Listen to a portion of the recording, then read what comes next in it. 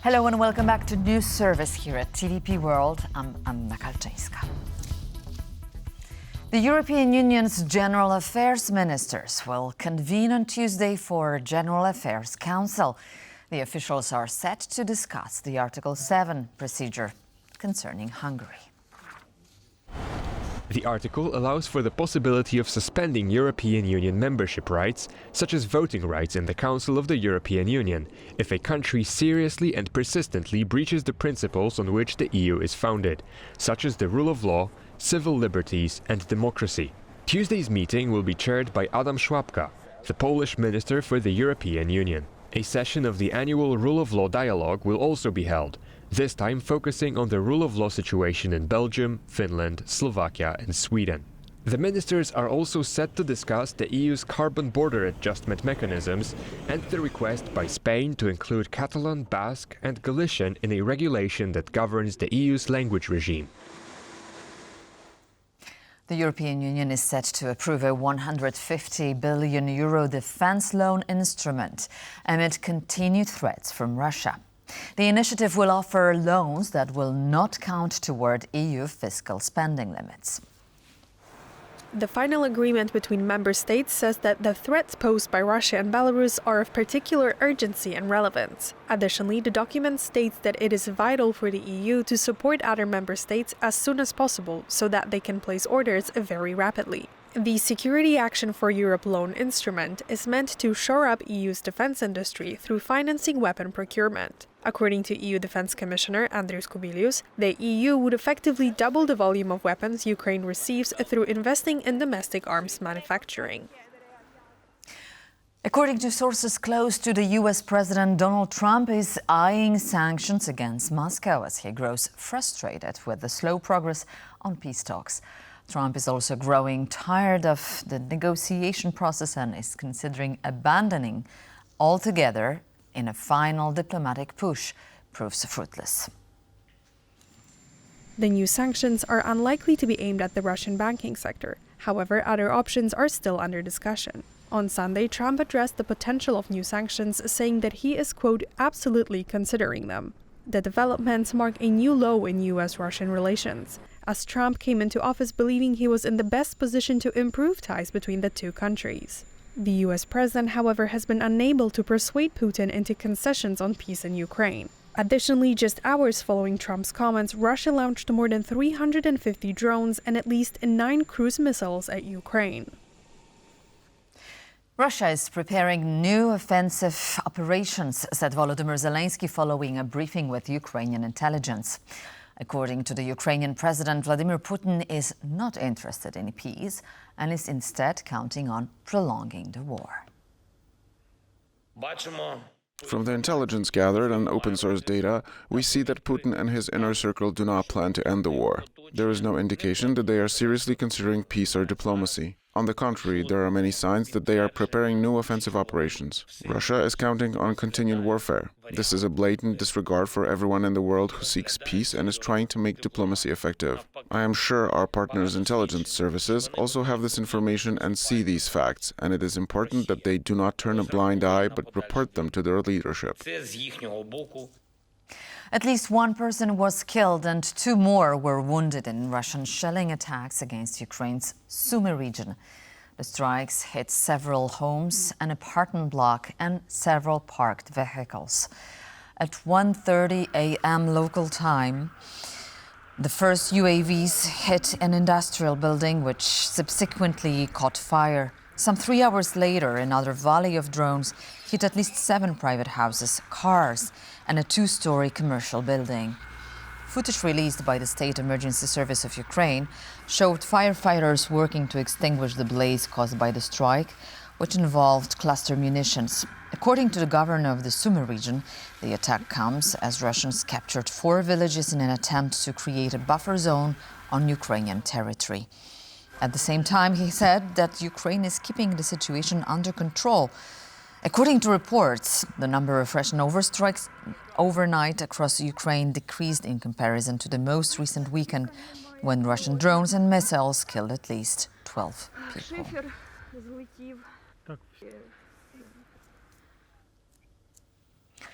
Latvian officials called on European Union members to suspend visas for Russian citizens. The move is a response to the rising concern of a possible Moscow-backed sabotage plot across Europe. Latvia's Foreign Minister Baiba Braža urged EU member states to stop issuing visas to Russian citizens, citing serious security concerns. In her statement, Braža pointed out that the number of Schengen visas issued to Russians rose by a quarter in 2024 compared to 2023. European countries, Poland and Latvia included, have accused Russia of orchestrating a series of sabotage efforts, cyber attacks, and arson across the EU. According to EU officials, the threat has intensified following Russia's full-scale invasion of Ukraine. Anti-government protesters gathered in Tbilisi on Monday as the country marked its Independence Day, with opposition supporters gathering in front of the parliament building to hear from former President Salome Zurabishvili. Georgia's various opposition forces organized marches in the capital Tbilisi on Independence Day. Protests against the ruling Moscow-friendly Georgian Dream Party have continued since the 2024 parliamentary elections, with citizens angered by the new government's plan to pause elections and EU accession talks until 2028. Georgia had been an official accession EU candidate since December 2023, but Brussels froze talks after the government passed several questionable bills, including one similar to Russian law, which requires NGOs and media outlets receiving more than 20% of their funding from foreign sources to register with the Ministry of Justice as, quote, organizations serving the interests of a foreign power, unquote.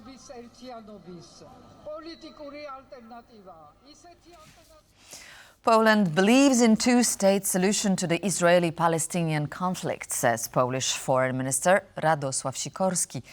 In a recent interview, when asked whether he considers Benjamin Netanyahu a war criminal, Sikorski replied that the number of civilian victims on the Palestinian side is disproportionate. In Russia at the moment, about half of the planes they inherited can no longer fly because they don't have spare parts for Boeings and Airbuses. And this is a country with 11 time zones. They've almost run out of their National Reserve Fund, in which they had several $100 billion. At the moment, the liquid part of the fund is already running out. They just had to amend the budget, cutting social spending and raised taxes. Please remember that in the first year of the war, Putin made money because the prices of oil and gas went up. Now he has recorded losses in both gas and oil, but the price of gold has gone up. Putin still has about 2,000 tons, but he has started selling it off. Internal company debts owed to the state and to the banks have grown. It's all held together by safety pins. Many interesting quotes from Minister for Foreign Affairs Radosław Sikorski this time. This one obviously was about Russia's economic condition. Sorry for that. Liverpool now, and the Premier League victory was marred by a tragic incident with a British man driving into a crowd of fans. 20 people received treatment on site, while 27 were taken to the hospitals, 2 of them including one child with serious injuries.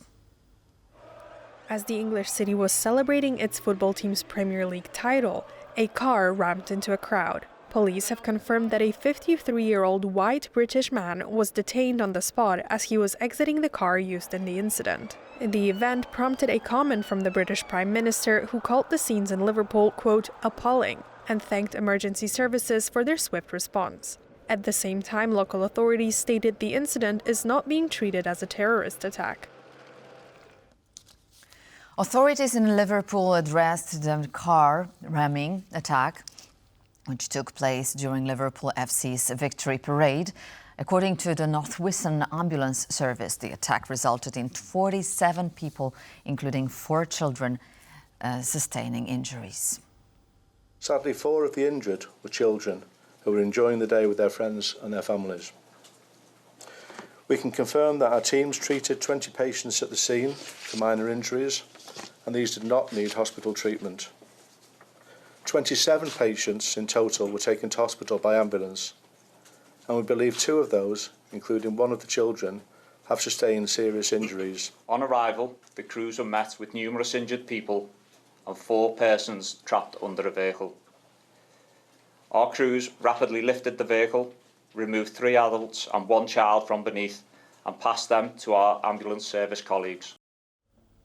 A man who fled Poland after going on the run after the death of a family in a high-speed car crash has been detained in the United Arab Emirates and brought to Warsaw on Monday. Polish police confirmed on X earlier on Monday that Sebastian M., the man in question, would be extradited. After landing in Warsaw, he was allegedly escorted out of the airport by law enforcement. The deadly incident took place in September 2023, when a speeding BMW struck another vehicle, killing a married couple and their 5-year-old son. Polish Prime Minister Donald Tusk thanked those involved in the operation and warned that anyone who runs from Polish justice will eventually be brought to account. The right-wing candidate in Poland's presidential election, Karol Nawrocki, on Monday threatened to sue a media organization that reported allegations he had helped procure prostitutes for guests of the Grand Hotel in Sopot, where he worked as a security guard. He has dismissed the claims as a pack of lies.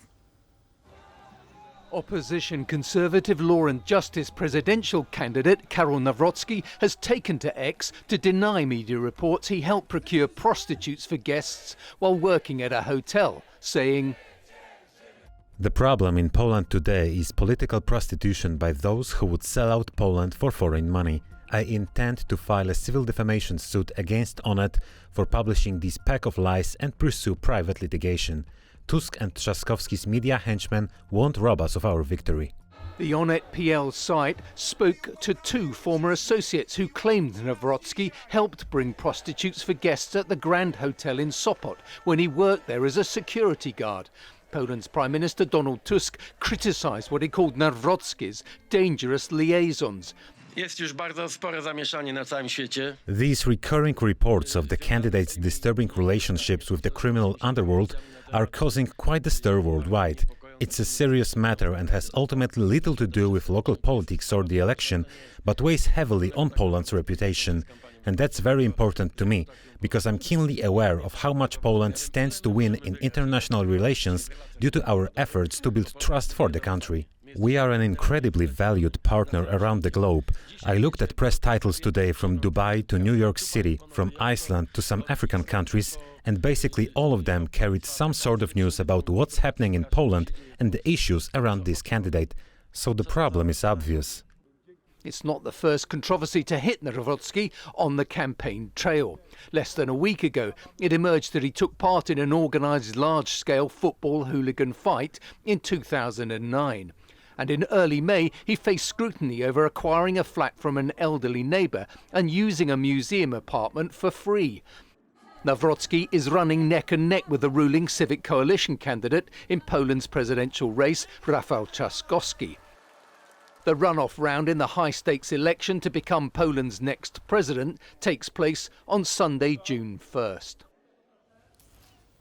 The Polish Council of Ministers will be in session today to discuss current pressing matters, including the civil defense program.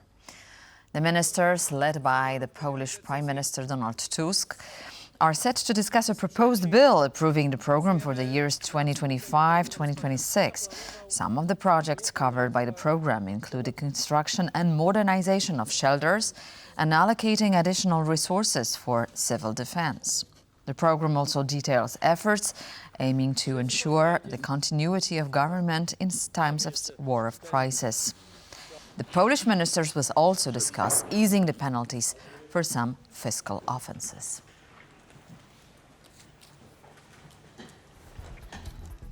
And that's all we've prepared in this edition of World News, but please stay tuned to TVP World for more coverage.